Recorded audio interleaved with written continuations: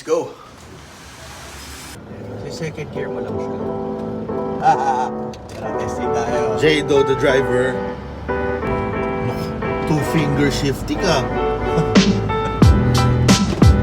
Iba naman ano? Iba naman. Watch Iba out. naman. Good morning, ladies and gentlemen. John here again, and what we have here is a 2023 Isuzu Travis. Blue Power Euro 4, and sino ba to? Sino yung nagda-drive? Si Boss. Si Boss. Tara, ika tayo. Good morning, OM Pao. Morning. Good morning. Pero bago natin simulan to, puntahan muna natin. Papakita ko sa iyo.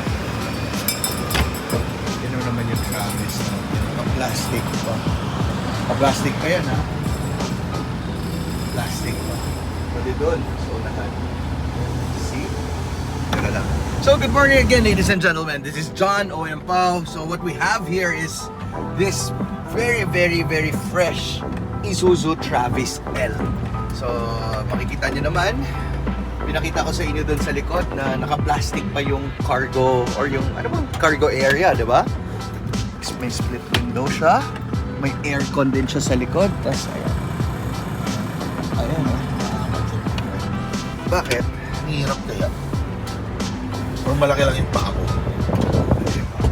Ilan tinatakbo pa? 22,000s. 22,000s. Very, very fresh. Tunog truck lang talaga ang Isuzu, no? Pero, yun yung strength. Yun lang naman. Napakalamig ng aircon. Hinaan natin para manilig natin. Kala? Malambot. Pero kita mo lahat, no? Hindi kailangan niya nung parang bilog. Hindi na alam mo na kung para saan. Bakit masyado maliit? Yung tinanggal natin pa sa yung sa ginawa natin ng isang araw sa expander. Pwede yun saan? Hindi, yung bilog. Yung Yung may pang-ikot. pang driver. Tsaka lambot ng clutch. Akala mo wala. Sigaw na sigaw yung makina. Pero okay siya. Yung kalampag, wala ka sa pangilalim, pero sa Body. sa body yun yan. Di Sa cab. maiwasan yun. Sa cab Kasi niya. So ayan, ladies and gentlemen, 2023 Isuzu Travis L. Euro 4, blue powered, right?